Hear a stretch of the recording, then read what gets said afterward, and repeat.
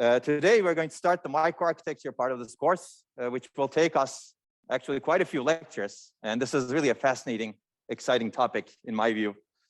People have optimized microarchitectures for decades, and hopefully you'll share my excitement. This is a reminder, this is your last chance. Tomorrow is the deadline for this video review, and you have some time, a week or so, for the Moore's Law review. And this is what I mentioned, basically. We're going to start the microarchitecture part now. We've covered ISA, although I'm going to cover a little bit more ISA today because it's so important. And there's an optional lecture on assembly programming, which is not needed right now for you, but you will probably need it for your labs 7, 8, and 9, as you saw in your email. But today, we're going to talk a lot about microarchitecture, especially principles and single cycle microarchitectures. And tomorrow, we will start multi-cycle microarchitectures. And then in the remaining lectures, we're going to actually make the microarchitecture even better, higher performance, and maybe energy efficient also going into the future. We'll build up to auto-word execution, which is how most general purpose processors execute instructions today, out of the program order that they're written. Okay, does that sound good? Cool. So these are some readings. I'm not going to follow any reading in particular in many of the microarchitecture lectures, but you'll benefit from doing the readings. It's very similar to what I will describe, basically, if you follow Harris and Harris. Pat and Patel is a bit different at this point, basically. So we're going to stick to Harris and Harris more and more in the microarchitecture lectures. Okay, so recall we discussed the von Neumann model, which is a very powerful execution model for computers. And we talked about the LC3, a von Neumann machine, which was actually microarchitecture. We saw a lot of microarchitecture already while discussing ISA, because we were discussing how you implement instructions in the LC3 machine, for example. Today, we're going to look at a different view. And we talked about the instruction cycle. Instructions go through the cycle. You can see that there are 6 steps. And we're going to talk more about this today as well. And remember that instruction set architecture is really the interface between what the software commands and what the hardware carries out. Today, we're going to talk a little bit more about instruction set architecture. It's actually more than what we have discussed so far, as you will see. But what is microarchitecture? Before we talk a little bit more about instruction set architecture, microarchitecture is essentially an implementation of an ISA. An ISA is a specification, a contract, basically, and microarchitecture is one specific implementation of it, which means that there may be many, many implementations of the same ISA, right, as we will see. The question is, how do we implement the ISA? So we will discuss this for many lectures. There are many, many things you can do to make the instructions go faster, make that specification basically work extremely well and with high performance and energy efficiently. And many lectures will come about on this. And as I said, there can be many implementations of the same ISA. For example, you will do a very simple MIPS implementation. You want to implement the complete MIPS instruction set architecture in your labs, but you can see that there have been many implementations in the past. Some of them are actually very sophisticated, R10,000, for example. Intel, not Intel, x86 is an ISA that has evolved over the course of almost 50 years right now. For 50 years, people have been using this architecture, instruction set architecture, and you can see that there are many, many implementations of it also. I think the most recent one from Intel is going to be Sapphire Rapids. I don't know if they really announced it or finalized it yet. And clearly, AMD is also doing quite exciting implementations today.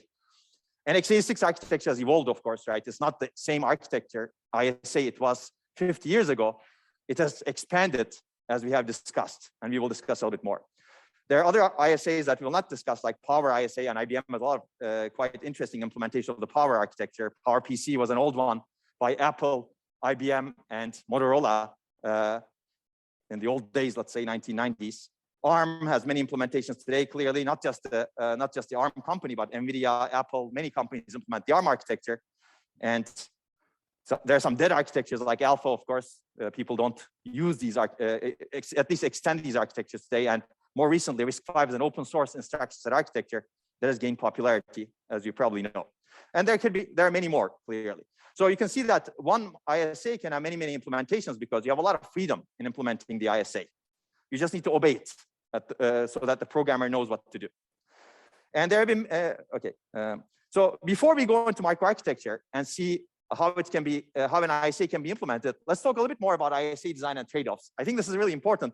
And the goal I have in this early part of the lecture is to really stretch your brains a little bit so that you can do more critical thinking. Basically, I've discussed von Neumann models. We said it's good, it's great, but is it really that great? Basically, that's the question. Basically, we should always ask the question. We should always think critically with everything thrown at us. That's the way of science, basically. If you're thrown something, you should not take it as granted. You should always think about the trade-offs. Think critically.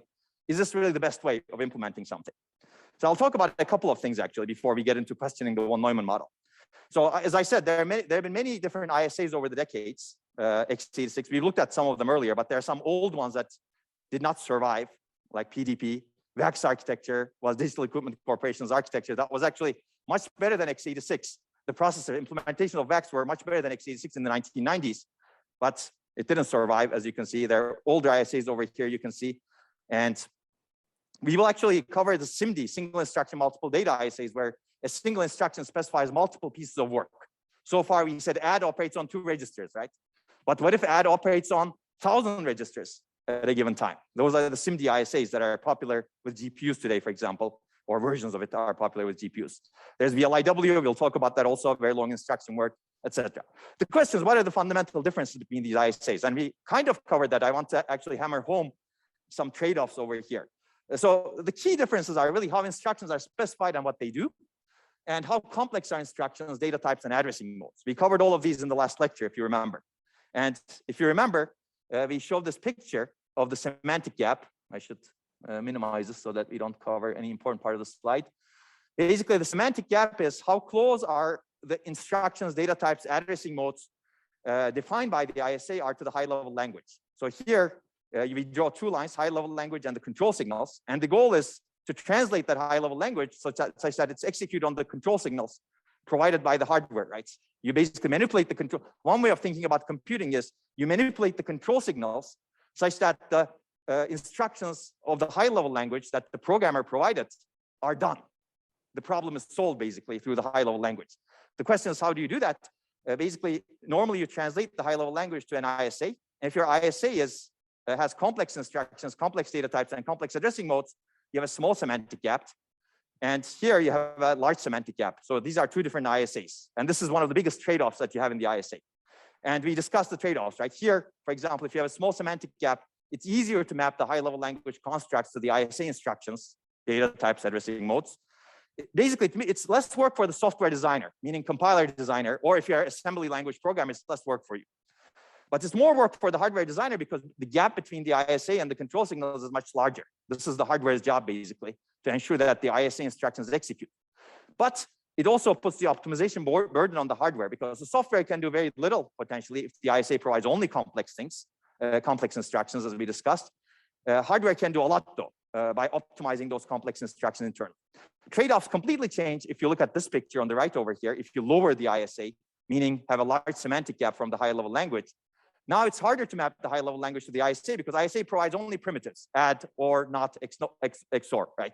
Not double linked list traversal, for example. As a result, this is more work for the software designer, meaning the compiler engineer or the operating system writer or a person who programs in assembly, for example. And it's less work for the hardware designer because hardware executes only simple primitives right now, right? So that's very interesting now. Which means that the optimization burden is mainly on the software now. The software, meaning the compiler writer, has to do a really good job to exploit those primitives by reordering them, etc., or by minimizing the number of operations, for example, because they're not relying on complex instructions anymore. These are very simple instructions, simple primitives that you compile a huge, like high-level language into. So these are the basically key trade-offs in the semantic gap. Now, the interesting thing is, you can change the semantic gap trade-offs, and people do this regularly. And this is very fascinating, I think. So how do you do it? What you can have is have an ISA. It's a programming ISA. So the programmers write code in this ISA. Compilers compile into this ISA. And then you have another ISA that's internal called an implementation ISA. This may be completely secret. You don't tell anyone about it. And then you translate the instructions from this complex ISA to let me go back over here. Something went too fast. Okay, a complex ISA to a simple ISA over here using a software or hardware translator. It could be software and hardware, and today's machines actually do both of them. So let me give you some examples. So why is this good? This is good because now the programmer, you can get the best of both worlds potentially, right? Meaning the compiler can be simple over here, and the software and hardware translator may be very, very good so that it does an extremely good job, and it can be designed by the company who knows the hardware very well, so that that translator does an extremely good job, such that you can optimize the program. The optimization burden now is on the software or hardware translator, neither on the programmer nor on the hardware. It's really whoever designs this part, basically. You can basically avoid some of the, let's say, bad trade-offs that you expose to the programmer or the microarchitect this way. But the burden now becomes the software hardware translator. So let's take a look at an example. x86-64, very popular ISA. ARM, another popular ISA. And these are actually roughly where they stand. x86 is very complex. ARM is not so complex. It's not the simplest ISA in the world, but it's at the lower. It's closer to the high-level hardware control signals. And this is done, for example, in Apple M1 chips. The Rosetta translator has been around for a long time. It's a binary translation engine. It translates from one ISA to another ISA, x86 to ARM, for example. But more recently, with the introduction of the Apple M1 chips, this became a lot more important because Apple basically ensured that x86 code that was written for older MacBooks, for example, can run on these chips that do not run x86 natively. And they have this translator that's designed in software mainly that can basically do this translation. So this is basically essentially the picture I showed you over here. And very interestingly, they have some hardware support that can make this translator to do better. You can read more about it. This is fascinating. So you can see that this translator actually can have support from the hardware as well. It could be actually purely hardware potentially, as we will see in a little bit. So hardware, software, co-design translator can actually get you much better performance potentially. And this was interesting because when these chips were released, people were running x86 code on these M1 chips and it was running faster than the x86 chips, at least some code, not all code probably. So this shows that this translator can actually get you performance much better than x86 chips also that are running the code natively, if you do a good job, of course. Okay, so this is a real chip basically. Again, another example is existing Intel and AMD processors, general purpose microprocessors do a translation very similar, except they take x86-64, again, a complex ISA, and they compile it, well, not compile, translate it down to secret microoperations internally while the code is running. And this is done purely in hardware, actually. It's a pure hardware translator. Machine has a hardware engine. Whenever it fetches an instruction that's complex, it basically turns it into secret microoperations. So they do a lot of optimizations in the hardware translator so that those secret microoperations can actually run extremely fast in the machine. So this is very commonly done today in all x86 machines. Intel and AMD processors like this, they do it basically. Okay, another example. This is a NVIDIA Denver. This is another processor, NVIDIA's first ARM processor, actually. You can see from this picture over here. They basically take the instructions and then they have a hardware translator, dynamic, that basically collects information about the execution of the program while it's running, and optimizes the program, and basically compiles the program from ARM code, because it's an ARM processor, into, again, Denver's secret native code. So there's some native format of instructions or microoperations that they compile down from ARM to an even lower level native code, closer to control signals. So you can see that this translation actually is employed in many, many chips. They actually have a beautiful paper that describes this dynamic binary translator. I don't remember. I didn't put it over here, but maybe you can put it on the reading list, Geraldo. This is another example. This is my final example, I think, over here. This is a company that doesn't exist anymore, but they also had this idea of taking x86 code and translating it into a proprietary VLIW ISA, which we will see later on. And the goal was to actually, programmer gets exposed to the x86, but hardware is built using the simple ISA that makes the hardware extremely simple. So you get the benefit of running the huge x86 code base on a very simple machine that can be extremely efficient. And the key is over here, this code morphing software, which is a software dynamic binary translator again. And again, they have a nice paper that describing this. Unfortunately, this didn't succeed at the time because this company couldn't compete with the x86 hardware designers, mainly Intel. But you can see that Apple is doing essentially the same thing today. They're compiling they're translating x86 code into not a proprietary ISA, but the ARM ISA today. Okay, so I think there is more to come in this area, and over time, this hardware and software co-design binary translation will become probably more efficient, and I believe we will see more. And this is one of the reasons why it's good to think critically. I've been telling you that ISA matters, but this is one of the reasons that now questions that assumption, right? does ISA really matter? Does the instruction set architecture really matter if you can do this very efficiently? And the argument is maybe not, right? Maybe it doesn't matter as much as long as you can do this translation between a programming ISA to an implementation ISA very, very efficient. Okay, so there's a lot more to cover in ISAs, as I have mentioned at the end of the last lecture. If you're interested in this, there's a lot of interesting trade-offs, which we don't have time to cover, and that's the subject of an advanced course. You can find some old lectures related to this. Okay, something happened. Maybe YouTube wants to give me ads, and I don't want its ads. Okay, no, I think I clicked on the YouTube link over here. Yeah. So yeah, I shouldn't. It's a user error. Usually, when something happens, it's a user error, not the machine error. Okay. Okay. So any questions on this? Okay, good. Yeah, feel free to do more reading on this topic, and I think it's fascinating. But let's do some more critical thinking. So this was one example of critical thinking. Does ISA really matter? Maybe not. x86 ISA has been criticized to be extremely complex, extremely power inefficient. But if you can do this translation very efficiently, you can still get very high performance. And that's what Intel and AMD have been showing for decades. And Apple more recently has been showing for, let's say, several years. Let's do some more critical thinking over here. So we've been talking about von Neumann model, and we're going to question that today. But before we question it, let me talk a little bit more about the von Neumann model to hammer home these two concepts, because these two concepts are the hallmarks of the von Neumann model. You have a stored program, and you sequentially process the instructions in it. Let's talk about this a little bit more, just to reinforce some of the concepts. Remember, stored program means instructions are stored in a linear memory array. There's no distinction between instructions and data, except when you access a memory location, right? The interpretation of a stored value in memory depends on the control signals, meaning when you access it in the instruction cycle, right? So when is a value interpreted as an instruction? We've already answered this question, so I'm going to go through this very, very quickly. So if you look at the instruction cycle, whenever you're fetching, whether a value is fetched from memory is interpreted as an instruction depends on when that value is fetched in the instruction process cycle. For example, if you point the program counter to it in the fetch state, you interpret the value at the memory address pointed to by the program counter as an instruction, right? And these are the control signals that basically determine, that enable you to interpret a memory value as an instruction or data.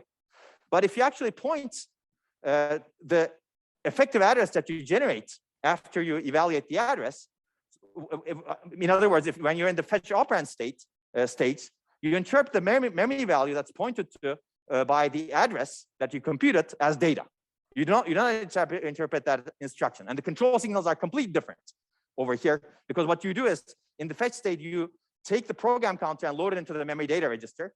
In the fetch operand state, you take the address that you evaluated, usually at the output of the ALU, as we discussed, and then put it into the memory address register. Sorry, I said memory data register over here, I think, but it should have been memory address register. You take the program counter, put it into memory address register, and get the instruction in the memory data register. Whereas here, you take the address coming from the ALU that you computed, put it into the memory address register, and get the data from the memory data register. So this is how things behave. This is actually very fundamental, because this shows you that control signals are really everything. You're really generating these control signals to make sure that the computer behaves as you designed it to. Meaning you don't need to really distinguish between instructions and data, as you can see over here. Okay, we're not going to question that as much over here, although that could be questioned also. And we're going to see instructions and data are separated actually in the architectures we designed. There are very good reasons for doing that. In pipelining, for example, in the design of a machine, you don't necessarily want to access a single memory array because it could be very big. But let's talk about sequential instruction processing, because this is even more fundamental to the von Neumann model. Right? Basically, you have a program counter that points to the next instruction you're going to fetch, or current instruction you're fetching from. And this program counter is advanced sequentially, right? You don't need to do anything. This control is very seamless, very sequential. You don't have to do anything, and you go to the next instruction in the program, right? And this could be very useful, clearly, right, for the programmer. And if you're interested in the von Neumann model, I would recommend reading definitely the Pat and Patel book, chapter 4. It's very crisp and clear. But of course, if you want to read the original von Neumann paper, you're also welcome to do that, except the terminology is a little bit different than today. Okay, and this is the von Neumann model. Now, let's do some critical thinking. Basically, we said that in order to build a computer, we need an execution model for processing computing programs, right? And we talk about von Neumann model, how great it is. The question is this the only way of building computer programs? The only way of designing a computer that can process computer programs? Anybody? Yes or no? I see heads shaking. So the answer is no here. And if you do critical thinking, you can come up with many different ways. So we're going to talk about one way. But before that, we should say that this has been the dominant way. So this has been extremely successful, as we discussed. And we're going to discuss more of the reasons of its success later on as well. So it's been the dominant paradigm for computing, actually, and for many decades, more than 70 years. But let's now examine a completely different model for processing computing programs. And this is called the data flow model. I'm not suggesting this is the only other model, but this is one of the dominant models, important models, that can compete with von Neumann potentially going into the future. And okay, that's the data flow execution model. Has anybody heard of data flow execution before? Okay, not many people, unless you've taken this course before. I'm not counting that. Okay, some people have heard. So let's go back to von Neumann. This is sequential instruction processing. Basically, instructions are fetched and executed in control flow order, as specified by this program counter or instruction pointer. As I said, instruction pointer is a nicer name than program counter. Basically, the control flow is sequential unless you have explicit control flow instructions that we've also seen. Whereas data flow model is completely different. Basically, we don't have a program counter. We get rid of this control, sequential control, and instructions fetched and executed in data flow order. So what does this mean? Meaning when its operands are ready. So the availability of data determines the order of execution. So this is completely different. You have to really think completely differently to think about this, right? Because there's no sequential instruction stream, which you have been used to probably when you're programming. Meaning that there is no program counter, no instruction pointer. We got rid of the single point of control. What data flow proponents would say that limiter of parallelism. Basically, you're limiting parallelism if you're executing only one instruction at a time, right? Whereas if your order is determined by the availability of the data of the instruction, many instructions can be executed potentially in parallel because there's no order dictated by a single point of control. Okay, so basically instruction ordering is really specified by data dependence or data flow dependence, as we will see in a little bit. And each instruction specifies who, meaning which other instruction should receive the result. So you basically connect the instructions in a data flow manner such that the data generated by an instruction flows to the other instruction that needs that data. And whenever an instruction has all of its data operands ready, because prior instructions generated those results, that instruction can be fetched and executed. Again, this is data driven, as you can see, right? So an instruction can fire whenever all operands are received, as I said, and we will see a little bit more about this. But that's really the model in the end. It's very simple conceptually, but we will see there are some downsides to it as well. So what is the benefit of this? The benefit is, as I said, potentially many instructions can execute at the same time. This is inherently more parallel, right? There could be many instructions that are ready at the same time, as I will show you in the next slide. So let's take a look at the von Neumann program first. It's going to be a very simple program that looks like this. Assume that A and B are the only inputs and Z is the only output. And this is variable based, but you can translate it to a von Neumann ISA clearly. It's very simple. So you can see that this program calculates values for V and W, and then it uses it calculates V minus W and V plus W, and then computes a multiplication of them. So some of these values are completely intermediate values. V, W, X, Y are completely intermediate because, as I said over here, A, B are only inputs and Z is the only outputs. The other ones are not needed after the program executes. You only need Z, basically. So given this, it's good to question two things, basically. One is, what is the significance of the program? Or clearly, this is sequential also. One instruction is executed. One operation is executed first, and then the next operation, and then you move to the next operation, right? This is very sequential. The question is, what is the significance of that sequential program order? Like, what benefit does that provide you? It's kind of nice because you can clearly reason about this program, right? So you can say, okay, I generate the value of V first, and then I generate the value of W next, and then I generate the value of X by doing a subtraction between those values, and then I generate the value of Y by doing a like addition of those values, and then I multiply these two things that I generate. So it's very step by step, right? Meaning reasoning is very easy. At any point in time, if I stop the program, if I say after the third line over there, after this line over here, what is the value of X? You can tell me what the value of X is. This is very good for debugging, right? You can set a breakpoint, for example, and debug this nicely, as we discussed in the assembly programming lecture, if you have watched it. From a conceptual perspective, it's easy to reason about. But if this is your model, then you're limiting some parallelism, perhaps, because not all of the instructions have to wait for the previous one to execute, right? So let's keep that in mind. We'll see the data flow equivalent of this program soon. The other question I will ask you over here is, oh, I guess there's a leakage over here. What is the significance of the storage locations? Meaning these registers. So V, W, X, and Y will be allocated registers, but do they really need to be allocated registers? Or do they really need to be stored in memory if you're storing in memory, for example, these variables? Maybe not, right? Because what are you going to do with these values? They're intermediate values. They're going to be used by the, so V and W are going to be used by this instruction and this instruction, and then X and Y are going to be used by this instruction, and then you're going to be done with them. So allocating variables or memory locations to all of these intermediate variables seems very wasteful, because these storage locations are there not to really store data in a sense. They're really there to communicate between instructions, right? Your goal is to achieve a computation that computes Z, and you start with A and B, and all of the other variables over here come about because you're doing some intermediate operations to actually get to the final computation of Z. Meaning these intermediate results don't need to be stored, right? So okay, let's take a look at an example that doesn't store the intermediate results. So this is the data flow representation of exactly the same program, at least one data flow representation with some nodes that are given to us. You can see that again, A and B are inputs and Z is output. And this is a graphical pictorial representation. And you can see that this is the first instruction over here. This is the second instruction over here. And I've put it nicely so that it shows that these can be executed concurrently. So basically, these two instructions can be executed at the same time. And in data flow, there's no ordering. Well, that's dependent on the instruct program counter. That's why we don't have an order between these two instructions over here. And you can see that this corresponds to V minus W. This corresponds to V plus W. We don't really need to have V and W over here. They don't need to be stored anywhere. They can directly be communicated from this instruction's output to this instruction's input. And again, to this instruction's input. And from this instruction's output to this instruction's input and to this instruction's input. So as long as you provide the communication path to communicate the value from one instruction to another instruction, you don't need to store the value anywhere. No registers, no memory, basically. And you can see that the last node over here corresponds to X times Y. And that kind of has to be executed last because it's dependent on everything else that comes before it. So this is the data flow model. So let's take a look at how this executes. So A and B are immediately available when the program starts.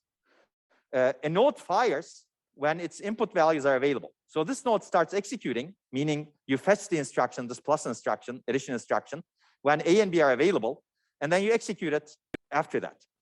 At the same time, you can also do this, because A and B, this requires only B, as you can see over here, and this is a ×2 node. It could be left shift by 1.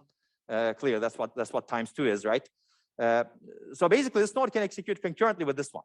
And again, you can convince yourself that after the value of this node is available and the value of this node is available, these two instructions are available, this data flow node can execute, fire and execute, because its values are input values available. And also this data flow node can fire at the same time, assuming the latencies of these instructions are exactly the same. That's an assumption. But even if they're not the same, these instructions basically fire whenever the value is available. There's no control flow order that dictates execution order. This instruction fires whenever the inputs are values are available, and this instruction fires whenever the inputs are available. In this case, actually, they both get results from both of these, so they probably execute around the same time. Okay, does that make sense? So this is a very I think that this is a very nice and different model. And maybe I'll ask you the question: which model is more natural to you as a programmer? Who says sequential? Okay, more people. Well, I don't know about more people. Who says data flow? Yeah, usually it's more people. That's what I expected. More people say sequential. But the question is, of course, is this a problem of nurture or nature? Meaning, do we as human beings think sequentially by nature? Or is it a problem? I like calling it a problem, because that's, if you think about something as a problem, then you can potentially fix it, right? Assuming it's supposed to be fixed. Or is it a problem with the nurture, meaning the education you have gotten, right? Well, you don't know. And it's very hard to disentangle those effects, right? Because you've probably written a lot of sequential programs in your life, and you're used to them. You've been used to them. And maybe this is the first time you're getting exposed to the data flow model. So naturally, sequential programs may look more natural to you. But if you actually started thinking data flow wise when you were first educated in programming, maybe you would have thought data flow is much more natural, right? And there's an argument here, right? Meaning, if you look at the world, it's not really sequential, right? In the world, everything happens in parallel. You can actually, this model over here on the right is a much better fit for modeling the world. I can model a lot of things that are going on as a graph that looks like this, whereas sequentially, I don't know even how to model, right? There are a lot of things happening right now. Right now, when I'm talking, somebody is listening to me, somebody else is doing, I don't know, sleeping, somebody else is looking at their computer. So this is completely asynchronous, right? You can see that this is a much better representation of the world, as well as the programs, I would say, because programs also happen this way, right? There's a lot of parallelism in hardware, and that parallelism gets restrained because of the sequential way of thinking about programs, right? So I don't know if there's a definitive answer to this, but the reason why this has been extremely successful is because it has very much big benefits in debugging. So let's take a look at this. So here, for example, at any given point here, you can draw a line, and you can say this is the value of VWX perfectly, because this is sequential. But here, you don't even know what is executed, right? Because there is no order. You cannot say this instruction is executed before this, or this instruction is executed before this. It depends on the hardware resource. It depends on the latencies of the instructions. And imagine a more complicated data flow graph also that actually changes the trade-off significantly. So basically, it's very hard to draw a line and say, this is my precise state. This is what the values are at this point in time in this program.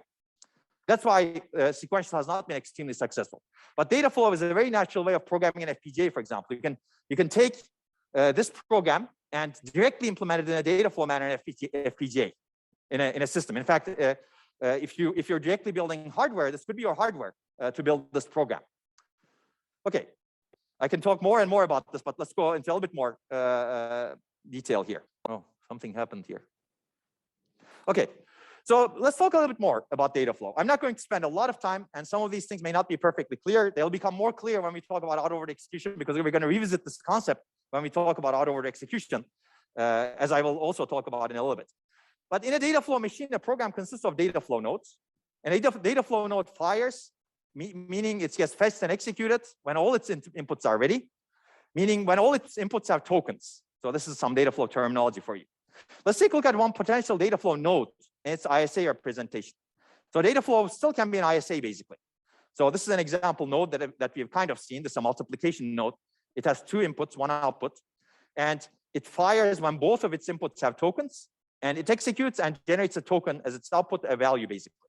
So this is represented as multiplication over here, as you can see, an argument one, whether the argument one has a token, whether it's ready, an argument two, meaning the second argument, whether it's ready or not. And this is the destination of result. What does this mean? Which instruction should be fetched if this instruction actually finishes? So the data availability that's coming out of this instruction determines which instruction gets fetched next. Okay, so let's take a look at some examples.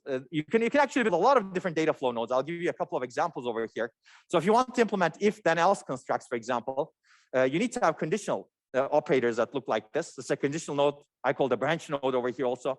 The way this operates is it has a control input, which is true, which is basically true or false. It is a data input. And if both of them have tokens, then the way this node behaves is if the control input is false, the data input is passed to the false output over here. If the control input is true, then the data token is passed to the true output over here. Does that make sense? Hopefully, all right. Basically, you can build an if then else. So if the condition is false, the input data goes through this way and it goes to another data flow graph point, subgraph over there, which is related to if the condition is false, basically.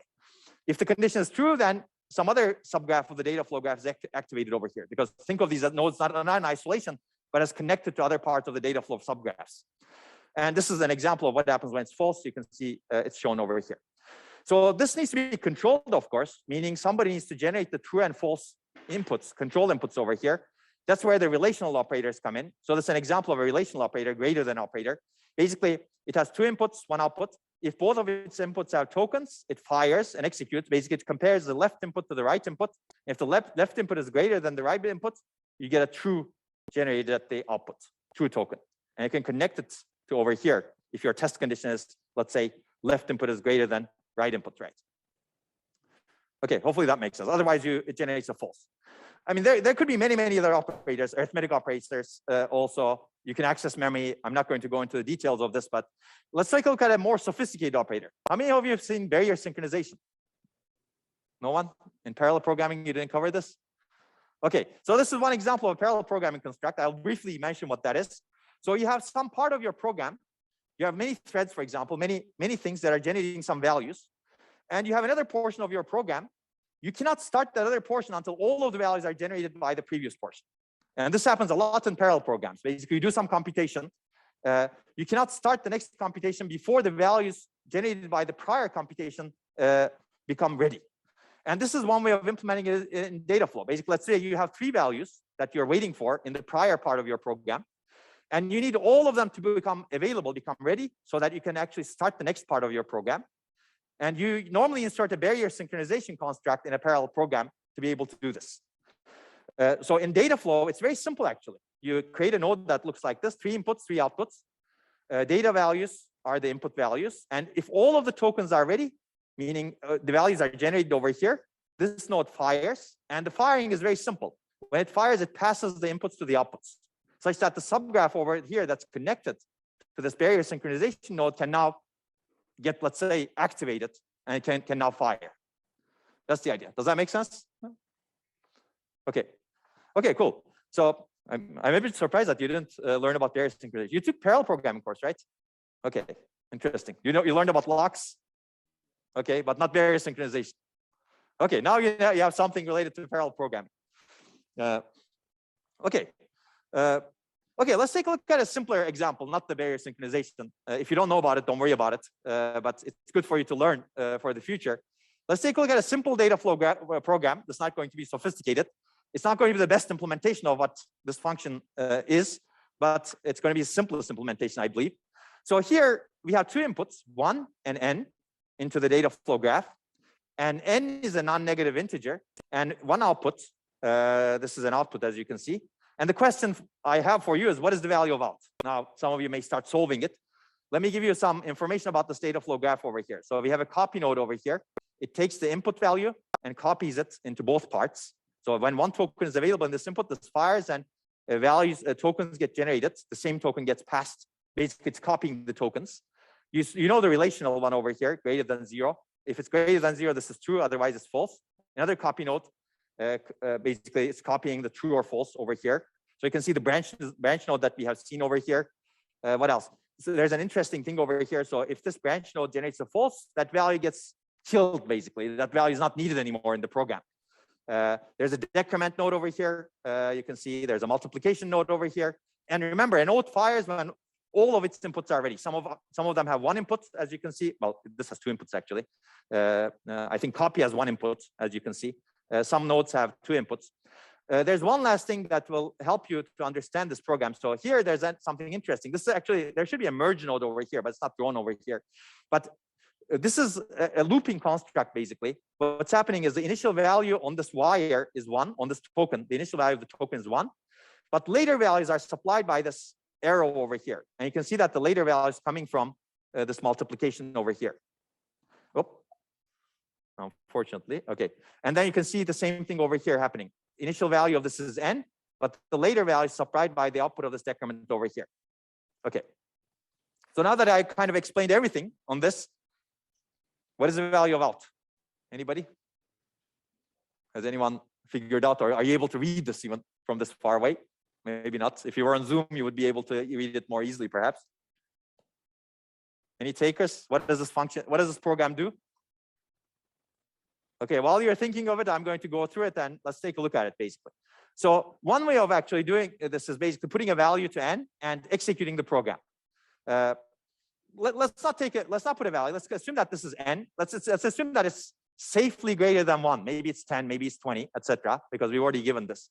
So what happens? N is available, 1 is available. This token is available, this token is not available, because this instruction is not executed yet. So this cannot execute. The only thing that can execute is this copy node. So now n gets copied over here. You have a token over here. You have another token over here because this copy node fires. So what happens is n gets copied over here, but this cannot execute because you're still waiting for the bool value over here. But now this can execute because there's a token in its input. So n is greater than 0. We've said that. So this is going to be n over here, true over here. And now this can fire. True gets copied to this bool. True gets copied to this bool. Now this can fire because here you have n and true. And here you have 1 and true. And 1 gets passed over here to the true path. And n gets passed over here to the true path. Now you may see what's happening. So here we have 1 over here. Here we have n. This copy node fires again because there's only 1 input. So n gets passed over here. So we just multiplied 1. We're going to multiply 1 times n over here. And we're going to decrement n over here. So in the next iteration, if you will, this value is going to be n minus 1. And this value is going to be 1 times n. So here we have n times 1 going into this branch node. And we have n minus 1 going into this copy node. So we're going to do the same thing. If you followed what we have done, let's do it again. So this is 1 times n. That's going to later flow over here. But let's do this. Here we have n minus 1. N minus 1 gets copied over here. N minus 1 is hopefully still greater than 0 because I said safely larger than 1. So here we have n minus 1 again. N minus 1 gets copied. This is n minus 1 is greater than 0. So it's true. So we have a true Boolean over here. We have a true Boolean over here. So what happens is n minus 1 gets copied over here. And then n times 1 gets copied over here. So here we have n times 1. And here we have n minus 1. Now you may guess what's happening, right? We're going to multiply n times n minus 1 and decrement n minus 1, which means that n minus 2 is going to be here. So what we're doing is every time we go through the iteration, we're multiplying n with 1 initially, and then decrementing n and multiplying it with the results. So we're doing n times n minus 1 times n minus 2 times n minus 3 times n minus 4 ... until this value over here becomes not greater than 0. When this becomes 0, this evaluates to false, and this false comes over here, and the output is generated, and that's hopefully n times n minus 1 times n minus 2 times ... times 1. And the rest of the computation is killed because this is false, so the data token over here goes to this false line over here. So I think I'm giving you the answer, right? So basically, it's a factorial function. It may not be the best way of implementing the factorial function because it gets rid of a lot of the parallelism of the factorial, but this is one way of implementing the factorial function in a data flow node. And to be able to simulate this exactly, to be able to figure this out, you have to do what I did, basically. Unless you're an expert in data flow and you look at it and you say, okay, this is a factorial. Does that make sense? Okay, cool. So this, you will have some homework questions related to this, and sometimes we ask questions related to this on the exam because this is fun and this is relatively easy to think about, as you can see. So I would recommend studying this. Okay, so basically the key takeaway is we have a trade-off when we're designing an ISA or execution model. Do we want a program counter or IP instruction pointer in the ISA? If your answer to this is yes, then you're basically have a control-driven sequential execution. And we've already covered this. This is the von Neumann model. Right? But if your answer to this is no, then you open up a whole world of possibilities. And data flow is one example. There could be other examples. If you stretch your imagination, you may think of other models. In fact, there are other models that are proposed, but data flow is a prominent one. So basically, an instruction gets executed when all its operand values are available. And basically, the order is dictated by the flow of data as opposed to an instruction pointer. And trade-offs that you open up are huge. Basically. There are many high-level ones over here. Which one's easier to program for average program? Which one is easier to debug? Which one is easier to compile into? Which one is higher performance? I mean, one would argue that data flow can extract much more parallelism, right? Because there's nothing that stops you from executing thousands of instructions. You may have a data flow graph where thousands of instructions may be executing at different points in time, at different points of the data flow graph, right? You can think of everything as a data flow graph. Actually, you can design the whole computer as a data flow graph, basically, if you think in a data flow manner. Your operating system can be part of that data flow graph. Applications can be part of that data flow graph. User input can be part of that data flow graph, basically. User input, basically, whenever you put an input, some part of the subgraph gets enabled that takes that input and communicates it to other part of the programs, for example. So this is very powerful, but hardware complexity is also an issue, basically. So traditionally, programming sequential systems like von Neumann model has been very easier performance, data flow computers have been extremely high performance, but hardware complexity, actually, data flow computers actually have very high hardware complexity sometimes because of this huge amount of parallelism that you can enable. But jury is still out. In the future, data flow models can actually become much more sophisticated, because one of the other things that I didn't put over here is energy efficiency, for example. Which one is more energy efficient? And potentially this data flow can be more energy efficient because you don't have the overhead of sequencing. So in control flow machines, you have the overhead of sequencing. Program counter needs to be changed. Program counter needs to go to the next instruction, etc. You don't need to maintain the sequencing basically in data flow. You can have a lot of parallelism. Okay, so food for thought basically. Okay, so this a similar trade-off actually can be made at the microarchitecture level. So we're going to talk a lot about microarchitecture. We talk about data flow as an ISA, but can we make a similar trade-off at the microarchitecture level? So what does this mean? So remember that ISA specifies how the programmer sees the instructions to be executed, and microarchitecture is how the underlying implementation actually executes the instruction. And these don't necessarily need to match each other. So ISA basically says programmer sees a sequential control flow order, one Neumann model, or a data flow execution order. But microarchitecture underneath can execute instructions in any order as long as it obeys the semantics specified by the ISA. The ISA says one Neumann. Microarchitecture says, no, this is too slow for me. The hardware designer basically implements a data flow engine underneath. As long as they obey the contract with the software, it's perfectly fine. Basically, they need to make sure that programmers should see the order specified by the ISA. But internally, in the microarchitecture, you can play a lot of tricks that violate that order, as long as you don't expose that to the programmer. And we will see that. Existing machines are actually internally data flow machines in the microarchitecture, but externally they're one Neumann machines. So this makes the programmers easy to programmers, let's say, not go crazy with data flow, at least initially, so that they can program and they can reason about sequential programs, but the machine can extract very high performance by executing many instructions in parallel. And we will build up to that in lecture 16 or so when we talk about out-of-order execution. And that's essentially exactly how almost all high-performance machines are designed today. Okay, so let's get back to the von Neumann model. But if you want to learn more about data flow, a later lecture, we're going to talk about it. But if you're really impatient, you can get into a lot more detail, actually. There's a lot more research going on in this topic right now, especially with FPGAs. But there was a golden time of data flow in the 1970s and 1990s also. Okay, so you can find that information over here if you're interested. Okay, I'm going to cover a couple more, and then we're going to take a 10-minute break as usual. So one Neumann model, let's go back to this. We said that all major instruction sets, they use this model. But underneath, the execution model is of almost all implementations is very different. So for example, Intel introduced pipeline instruction execution or pipeline microarchitecture with 8486. This was one of my first machine, actually, 8486. Pipeline instruction means you do portions of an instruction in different stages, and we will see that in next week, actually. You can also do multiple instructions at a time. So pipeline instruction basically violates von Neumann because you're executing different instructions at different parts of the machine. Multiple instructions at a time also violates von Neumann because you're doing multiple instructions, right? Von Neumann model says one instruction at a time. Out-of-order execution clearly violates von Neumann, and you have separate instruction and data caches in existing systems. So basically, we're violating von Neumann model all over the place in our microarchitecture, but we're obeying it at the interface, right? At the hardware-software interface. Okay, so basically, that's the difference between ISA and microarchitecture? What happens underneath that is not consistent with the von Neumann model is not exposed to software. So remember this computer architecture definition.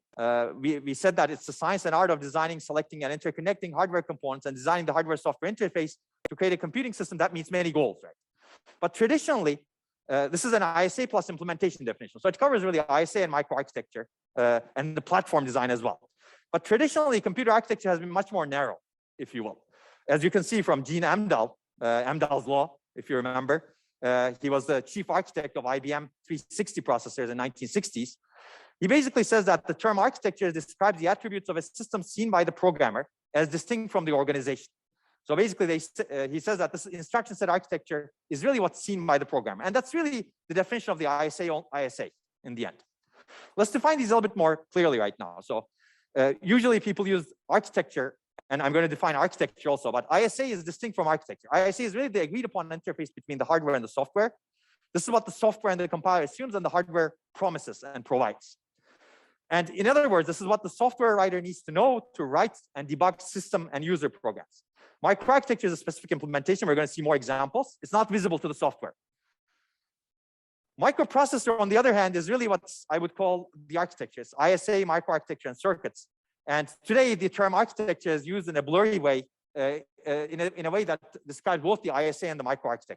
So whenever you hear architecture, people use it to talk about both, I would say.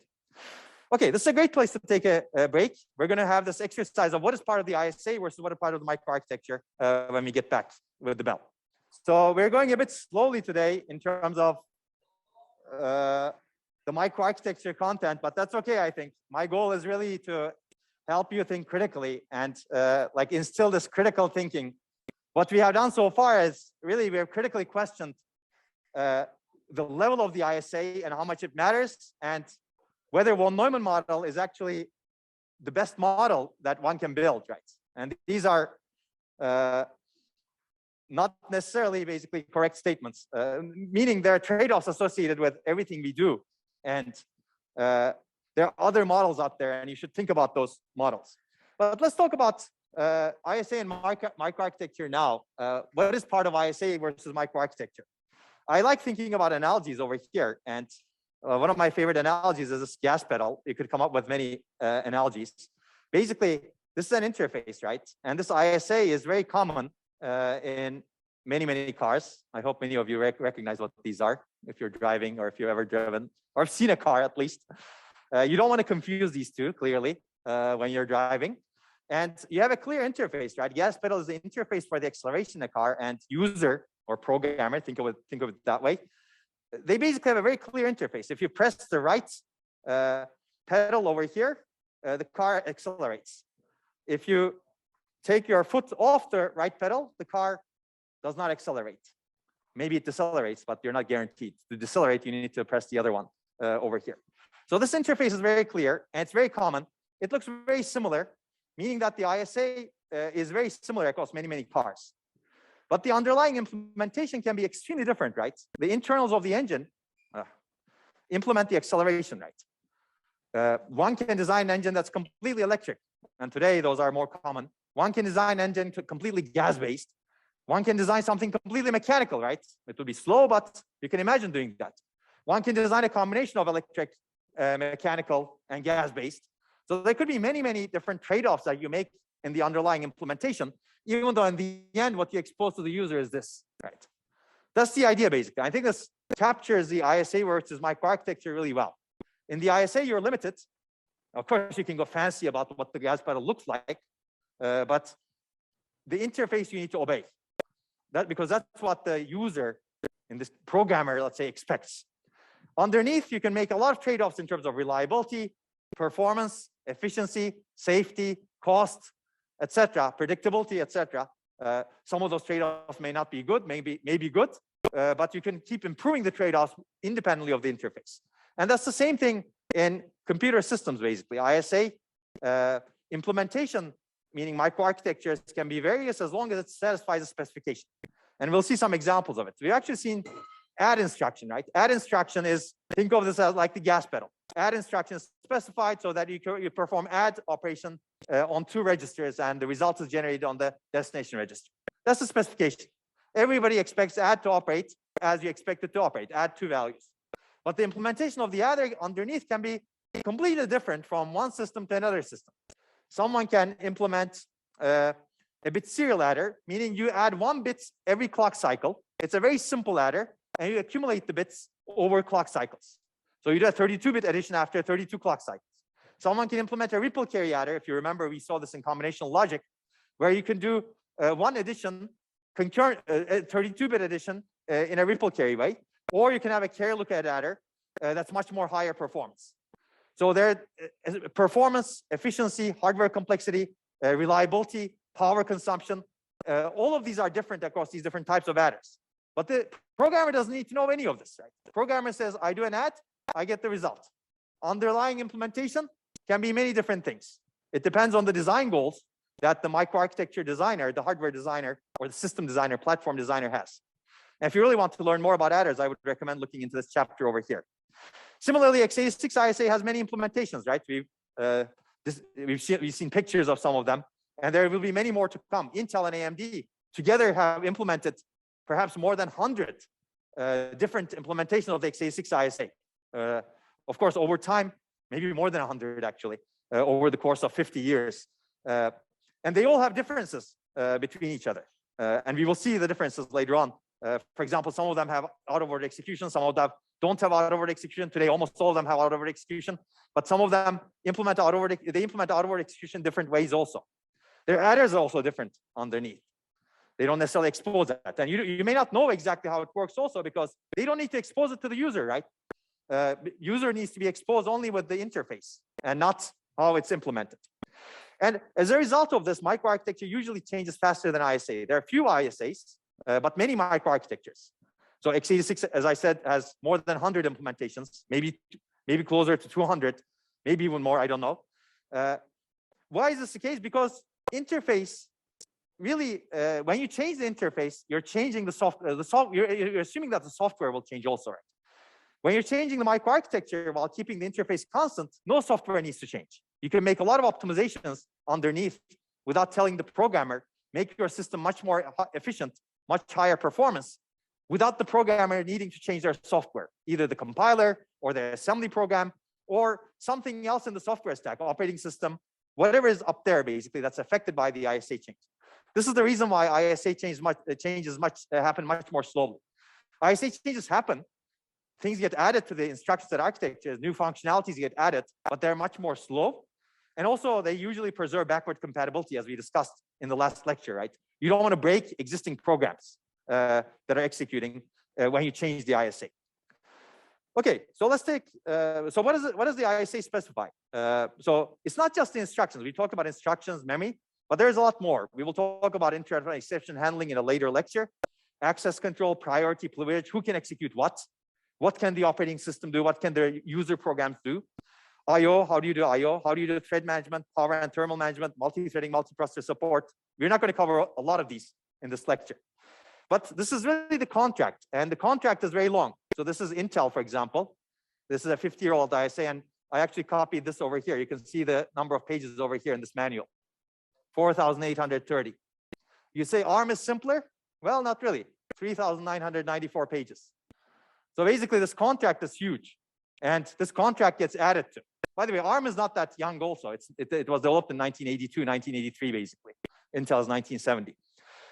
So basically, this contract keeps growing and growing because people start adding new things, and people cannot take away a lot of things, as I said, because they need to keep backward compatibility. Otherwise, they may lose a lot of customers.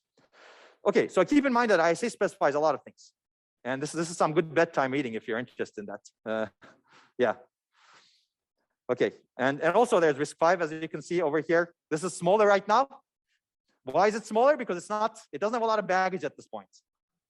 20 years down the road, ask me about a RISC-V manual.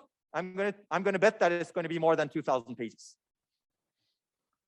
Okay, you can call me on that bet if you come back 20 years, assuming 20 years later RISC-V exists, of course. My guess is it will, and it will be 2,000 pages plus. Okay, so microarchitecture, on the other hand, is the implementation of the ISA under specific design constraints and goals. Basically, it's anything done in hardware without exposure to software, the interface. And this could be many, many things. So let's take a look at some of them. So, okay, we're going to cover a lot of these, actually. I'm just throwing the words at you over here, but pipelining, in-order versus out-of-order execution, memory access scheduling policy, DRAM refresh policy is another example that we've talked about. RowHammer protection policies are another example. Speculative execution, superscalar processing, we're going to see that. Clock gating. Basically, whenever you don't use part of a processor, you gate the clock, meaning turn off the clock over there to save energy. Does this get exposed to the user? Not really. It doesn't have to be, right? Basically, if the software doesn't need to be aware of it, or the software doesn't need to control it, if it's not specified in this huge document, these huge documents, then they're not part of the ISA. And some things don't make sense to specify in the huge document. Some things may make sense. For example, error correction. When you have an error corrected by, automatically corrected by the machine because you get a bit flip, do you require the user to be aware of it? Do you require the programmer to be aware of it? Maybe yes, right? Maybe there are some instructions in the ISA that work on those errors. Voltage and frequency scaling. Many machines today reduce the voltage, reduce the frequency when they're not used intensively. You expose this to the operating system, for example. Should the operating system control it? If the answer is yes, then that's part of the ISA. If the answer is no, then the microarchitecture does it internally without telling any software. And there are other things that we will also discuss a lot, especially in the later part of this course. Now let's play a quick game. This is a game that happens in your homework also. What is the property? Which one is this a property of the ISA versus microarchitecture? So I'm going to ask you. So I'm going to expect quick responses. Let's say, add instructions, of course. Is this ISA or microarchitecture? Who says ISA? Who says microarchitecture? Okay, ISA wins. Clearly, this is ISA. This is not a popularity contest, clearly, but you got the right answer. Type of the adder used in the ALU, bit serial versus ripple carry. Is this microarchitecture or ISA? Who says ISA? Who says microarchitecture? Okay, you win again. That's good. Number of general purpose registers. Is this ISA? Is this microarchitecture? Okay, this time popular vote is wrong. This is actually ISA because instruction set architecture needs to specify general purpose registers, as we discussed in MIPS and LC3, because this is part of your instruction encoding, right? You need to know exactly how many registers you have so that you can allocate the registers, you can encode them in the instructions. So maybe you can go back and study that. There could be other registers that are not exposed to the ISA, that are not part of the instructions, but general purpose registers are always exposed to the ISA. Okay, good. At least this exercise is useful. Number of cycles to execute the multiply instruction. Is this part of the ISA? Does it get exposed to the programmer? Okay, people are afraid of answering right now. You say ISA? Okay, who says this is part of microarchitecture? Okay, so the popular vote wins. But qualified answer is this is true. In most existing instruction-set architectures, the programmer has no idea about this. But there are some instruction-set architectures where the programmer gets exposed and they should program based on this information. We're going to talk about these. These are called VLIW architectures, very long instruction word architectures. You need to know how long an instruction takes to execute so that you can schedule your operations on the machine. But the popular answer is correct this time. Number of ports to the register file, meaning how many registers you can access in one clock cycle. Is this part of ISA? Is this part of microarchitecture? Okay, I don't know. I think maybe there are more votes for microarchitecture, but not a lot of people are involved. This is microarchitecture again. So because this is really about a hardware structure that determines how many registers you can access in a clock cycle, right? It doesn't say anything about how many registers are needed in an instruction. If I were saying how many registers are needed in an instruction, that's part of the ISA. But how many registers can you access underneath? This is part of the implementation choice of the microarchitect. They can access 1 register at a time, 2 registers, 10 registers at a time, or they can take it slow. Okay, another one. Whether or not the machine employs pipeline instruction execution. We haven't talked about pipelining, so I'm kind of throwing at you some later concepts, but you will need to think about this when we finish the lecture, finish the course also. Pipeline instruction execution is multiple instructions get processed in different stages of the different parts of the machine. Is this part of the ISA? Microarchitecture? Okay, more people say microarchitecture, and that's true. Again, this is true in most ISAs today, but some ISAs specify this pipeline instruction execution also, a small minority. Program counter. Is this part of the ISA? Hopefully, yes. Microarchitecture? I think I'm kind of biased you. So it's really part of the ISA again. So if your ISA is 1 Neumann, it has to specify the program counter because you need to have instruction. You need to know what program counter you're at, and you need to have instructions that modify the program counter, like branch instructions. Okay, so this is an exercise, but remember, microarchitecture is implementation of the ISA under specific design constraints and goals. In the end, what determines whether something is part of the ISA or part of the microarchitecture is whether the programmer or the user gets exposed to it, whether there are instructions that operate on it, whether they need to know this while writing software, for example, any kind of software. It could be any software in the world. So let's talk about design point, because this really determines the trade-offs that we're going to make in the microarchitecture going forward. Actually, ISA as well. So design point is really a set of considerations and their importance when you're designing a system platform. There could be many, basically. I kind of listed so many of these things over here: cost, performance, power, thermal, energy consumption or battery life, availability, reliability, correctness, time to market, security, safety, predictability. You can make them even more rigorous, of course. And there are many, many more, basically. design point is really a combination of these. It's really an ordering also between these. You can say, okay, highest performance on this workload is my design point, right? But cost is also important. It needs to be less than this much. And I also care about reliability, availability, and here's the ordering. And you basically create a design point. And design point is usually determined by the problem space or the application space and your market as well, the intended users or market, basically. So, okay, what is application space? Clearly, in general purpose computing, applications can be anything. But in special purpose computing, applications are also important. And these applications keep coming, basically. People are actually very good at creating new applications. And I'd recommend this paper, which talks about the application space in early 2000, for example. But there are many other workloads that are not discussed in this paper also. So you can see scientific applications, database type of applications, online data processing, for example, network, guaranteed delivery, real-time applications, embedded applications, media, and more. And clearly, there's more, basically. So the application space is big. You need to carve out your application space when you're designing a special purpose system. If you're a general purpose, you still are, you're still thinking about applications when you're designing your system, but maybe you need to be a lot more general.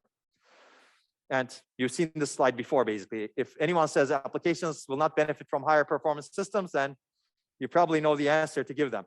They will. Okay, so these actually lead to trade-offs. And this is really the soul of computer architecture in the end. We make trade-offs across the system. We make ISA level trade-offs, microarchitecture level trade-offs, and system and task level trade-offs. Some ISA level trade-offs we've covered. Now we're going to go into microarchitecture level trade-offs. We're also going to see some system and task level trade-offs, but not go into that a lot of detail. You may have seen some of this in your parallel programming course, for example. How do you divide the labor between hardware and software? How do you actually do the task partitioning, data mapping, etc.? This course, unfortunately, we don't have enough time in this course to talk about these, even though they're important also. And computer architecture is really the science and art of making the appropriate trade-offs to meet the design points. And we've discussed this past as well. But let's talk about why is it art. So hopefully science is clear, because we're going to try to have a scientific method to designing systems. But scientific method only goes part of the way, let's say, because we're really tackling a very complex problem and interacting with users, and we're designing systems for the future. So why is it art? So the way I look at it is, we do not fully know the future, basically, because we're designing the system today. It's going to be used 20 years down the road, right? There will be completely different applications, completely different users, completely different market 20 years down the road. I've been using this, for example, I don't know, now 7 years or so. And applications have changed. Maybe I've not adapted, and some other user could have actually used this as well. So basically, things change. So we do not fully know. Problems change over time. The technology changes over time, and if your architecture was not good enough to adapt to the new technology, it gets outdated quickly. And users change also. Users today are very different from users 10 years ago, very different from users 20 years ago, very different from users 30 years ago. Today's users are completely connected, and they have very different requirements from their computing systems. And future is also not constant. It changes, basically. A lot of these things change, as we discussed, as I just said, basically. And that's the reason this is somewhat art. Meaning you need to think about trade-offs, and you need to try to do the best trade-offs with your best predictive models going into the future. But you cannot completely predict the future, right? If you were omniscient, we would predict the future, but we're not omniscient beings. So we do not know what will happen 20 years down the road, right? Clearly. Or even next day, we do not know what will happen. Even something like weather prediction is not very good today, because it cannot predict the temperatures very well going into the, like even tomorrow, I would say, which is fascinating. So we've developed so much predictive capability, but we're still not very good at that. So that's why it's somewhat art. And when you're a computer architect, you really need to think about the trade-offs and be an artist as well at the same time. I like thinking about macroarchitecture, like the building architecture, if you haven't realized that yet. So I'm going to give you an analog from macroarchitecture. And in macroarchitecture, future is not constant either. You may build a building, you may think that has one purpose, but 20 years down the road, it becomes something else, right? For example, a mill can become a theater, restaurant, and conference room. And this is one example from Zurich. This is Mühle Tiefenbrunnen. And you can find all of them in this particular, all of them and more, I would say. It used to be a mill, but it's not a mill anymore. It was used as a brewery, and then it was converted to something else. Well, sorry, it was a brewery initially, but the name is actually not brewery, as you can see. It was converted to a mill later on, and that was converted to something else. Today, it's completely different, basically. It's a heterogeneous mix of things. So people use this architecture completely different. Now the advantage over here is they can change it a bit, but they didn't destroy it, as you can see, completely, at least. There's another example from Zurich. Here you can study, for example. It looks nice. I don't know if it's still open. It's an old slide. You can also get your coffee. And outside, it looks like this. So it's an EWZ building. It used to be completely electrical, etc. Right. There's another example from Pittsburgh. As you can see, it's a nice restaurant and brewery in Pittsburgh. It's different from its original purpose, which is this, as you can see. So basically, macroarchitecture is also not constant. So think about this when you're actually designing real architectures as well. Because how do you ensure that your real architecture can adapt to the applications of the future becomes a critical question today. And the design times today are increasing. Today, actually, when you design a microprocessor, it takes potentially 5 years. Things are potentially reduced, but in some cases, it takes 5 years. Even when you start the design of the microprocessor, by the time it hits the market, it's already 5 years have passed, basically. Your thinking should really adapt to down the road in 5 years. Okay. So with that general overview, let's go into microarchitecture basics and implementation right now. We're going to implement the ISA. But before that, are there any questions on everything we talked about? I got a lot of good questions during the break. So keep the questions coming. But if you have questions right now that's burning, feel free to ask also. Okay, I don't see any hands. You can shout if I don't see your hand. Okay. By the way, I think someone in Zoom answered n factorial. I cannot see Zoom over here. So the person who answered n factorial before I gave the answer, so they were right with the data flow question. Okay, now that we know what an ISA is and we've studied a lot of the trade-off associated with it, the question is how do we implement it? Meaning, how do you design a system that obeys the hardware-software interface? And again, keep in mind, system can be solely hardware or a combination of hardware and software. We discussed the translation of ISAs, right? An ISA, a programming ISA can be converted to an implementation ISA. So when you're actually designing a system to implement an ISA, it could be software and hardware combination or purely hardware. It cannot be purely software because in the end, you need to generate hardware signals. So you have to have some form of hardware, but you can do a lot of translation software also. So in the rest of the talk, in the rest of the lecture, and the rest of the course, we're going to mostly assume completely hardware implementation of an ISA, meaning microarchitectures will be completely hardware. So this goes to the heart of the question, which is how does a machine really process instructions? What does processing an instruction mean? We're going to assume the von Neumann model, and we're going to abstract things. We're going to formalize things a little bit without using a lot of formal terminology. But basically, processing an instruction means you have an architectural state, and you're going to transform that to architectural state prime. Architectural state is programmer visible state before an instruction is processed. You process the instruction in von Neumann model, and that produces an architectural state prime, which is the architectural state after an instruction is processed. And this process instruction step should obey the ISA specification, that book, basically, that 4,000-page book. So basically, this is what it is, transforming AS to AS prime according to the ISA specification of the instruction. And remember, von Neumann model, you need to obey these two things clearly, and we've already seen this. And in von Neumann model, the programmer visible state is the memory, registers, general purpose, and some special purpose registers, and program counter. And we already said this. So this process instruction step, let's go into a little bit more detail. Instruction set architecture specifies how AS prime should be, what AS prime should be, given an instruction AS. So you can think of this as a finite state machine. An instruction processing step is really, or an ISA is really an abstract finite state machine, where state is the programmer visible state, and the next state logic is the instruction execution specification. This is good to think about. So you have, we've seen finite state machines in lecture 6, right? You have a state, and the next state logic, and the next state gets determined based on that next state logic as well as the current state. Right? So basically, from an ISA point of view, there are no intermediate states between AS, architectural state, and architectural state prime during the execution of an instruction. We're going to make use of that in designing our simple microarchitecture. So there's one state transition per instruction in the end. But microarchitecture, you have a lot of freedom. It implements how AS is transformed to AS prime. There are many choices. We can have many programmer invisible states to optimize the speed of instruction execution. Basically, we can have multiple state transitions per instruction, or we cannot, or we choose not to, basically. For example, one choice could be to process an add instruction.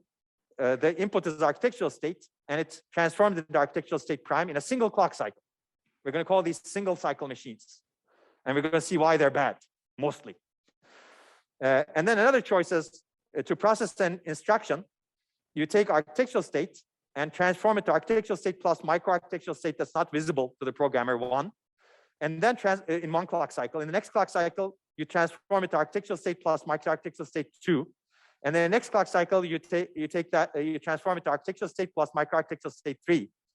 These are states that are not visible to the programmer. And finally, in the last clock cycle, you transform things to architectural state prime as expected by the semantics of the ISA. Basically, you're taking multiple clock cycles to transform architectural state to architectural state prime because it may take so long to process the instruction. And you want an aggressive clock cycle in your machine, right? So that's the idea over here. These are called multi-cycle machines, and we're going to see them mainly tomorrow, but I'm going to define them today also. So this is an example of the freedom you have in microarchitecture, whereas ISA doesn't allow you a lot of freedom. Okay, so this is our very basic instruction processing engine, basically. Each instruction takes a single clock cycle to execute, and there's only combinational logic used to implement instruction execution. There are no intermediate programmer invisible state updates. And basically what we're going to do is take architectural state, process the instruction, any instruction. All instructions are going to be processed this way. But if since we're processing one instruction, we process one instruction, one clock cycle, and then move to the next instruction. And when the instruction is processed, it generates an architectural state prime at the end of the clock cycle, which will be the input to the next instruction. So you can actually have a looping arrow over here that goes to the next instruction, and you keep executing the program this way. Okay, so this is an example of state machine, basically. So this is a single cycle machine. This is an implementation of the ISA. As you can see, there's some sequential logic, which is your architectural state at this point, basically state over here. And the combination logic generates architectural state prime based on the architectural state that you have and the instruction specification, of course. Okay, there are clearly questions over here. You've seen the timing and verification lecture, right? Since this is a sequential system consisting of state and combinational logic, what is the clock cycle time determined by? Any takers? It's determined by how long, what is your critical path basically in this logic, right? We've seen that in timing and verification. And that's determined by the latency of the combinational logic plus the setup and hold times of the sequential logic, as we've seen in that lecture. Okay, so that's the low-level answer to this question. Basically, it's really the critical path. But then the question becomes, what is the critical path or the longest delay path of the combinational logic determined by from an instruction perspective? And the answer here is, it is determined by the longest instruction that takes longest to execute. So you need to figure out which instruction takes the longest to execute. And that's what we're going to do later today and tomorrow, especially tomorrow, actually, since we're not going to cover, we're not going to be able to do that in the remaining time. So that's the idea, basically. We have a single clock cycle to execute every instruction. And your critical path will be determined by how long it takes to execute the longest instruction to process. And longest instruction to process will take some combinational delay plus setup and hold times for the sequential logic, clearly. Okay, does this make sense? It's a very simple model, but we'll see that it's very contrived. This is a really bad way of designing machines, but it's very good to think about initially. And we'll see why it's bad.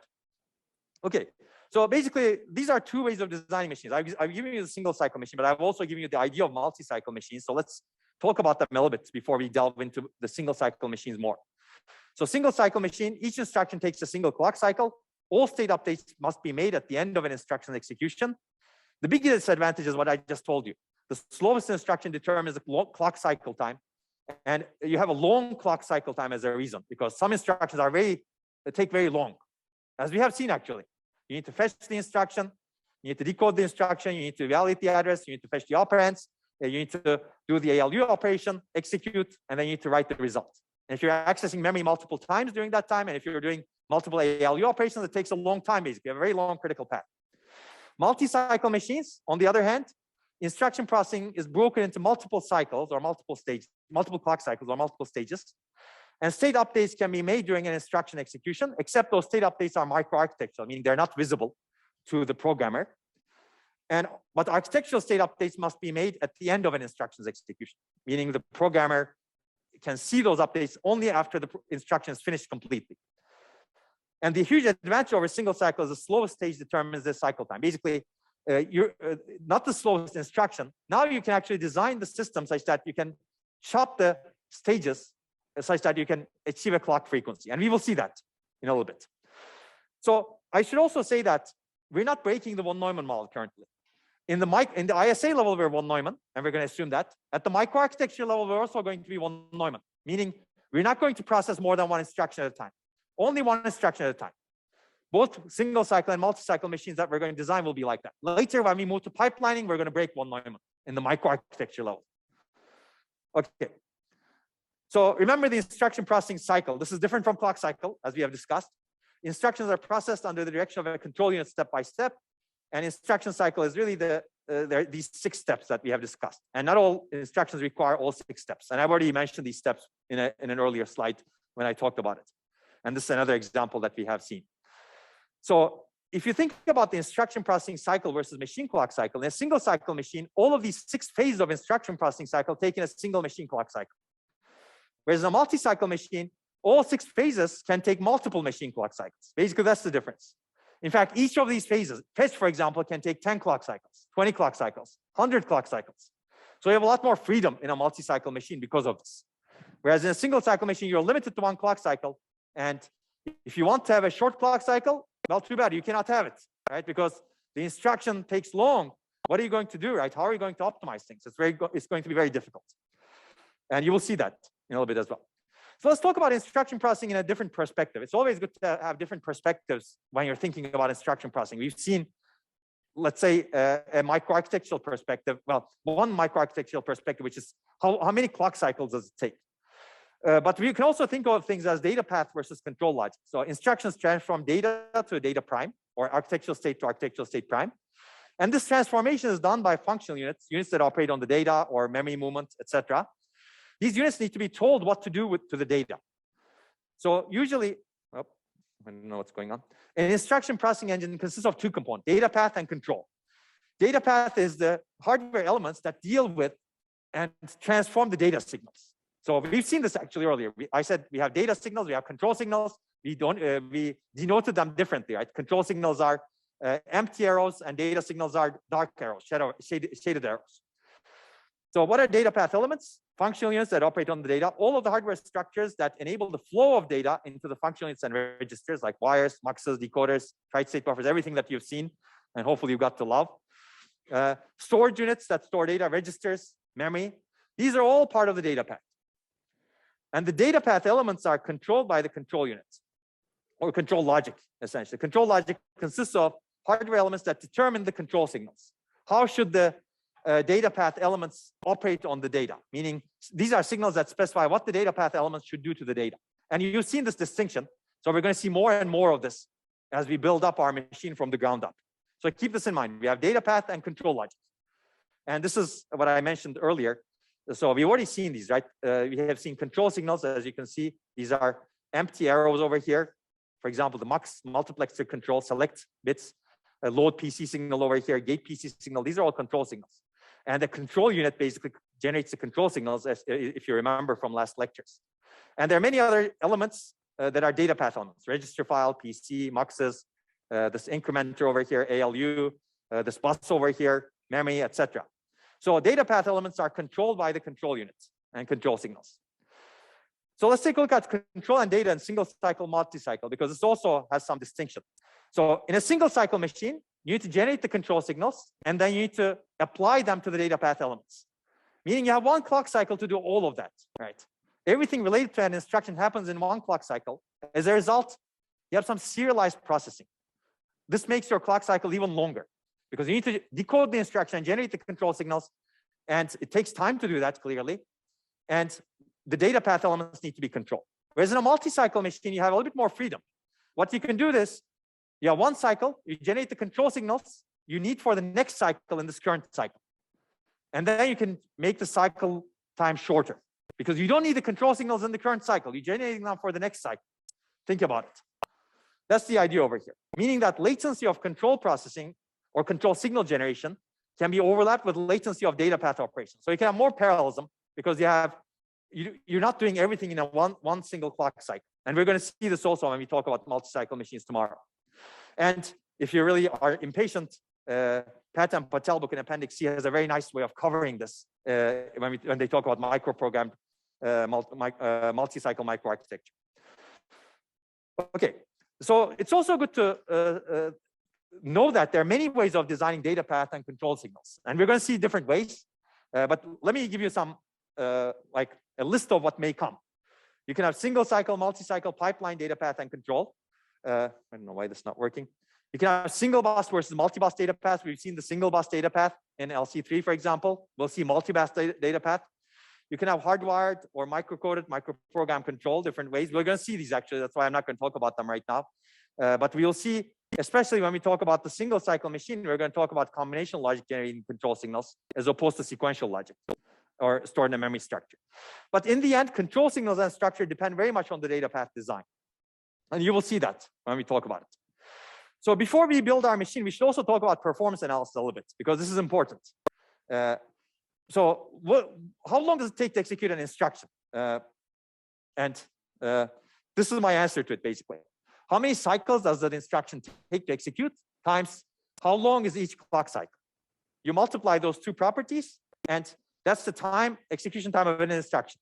So for example, if an add instruction takes 10 clock cycles and clock cycle time is 1 nanosecond, it takes 10 nanoseconds to execute, finish an add instruction, fetch, decode, basically all of the 6 stages.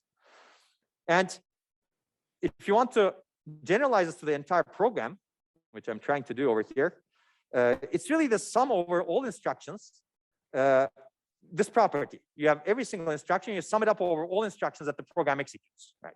So hopefully this is obvious.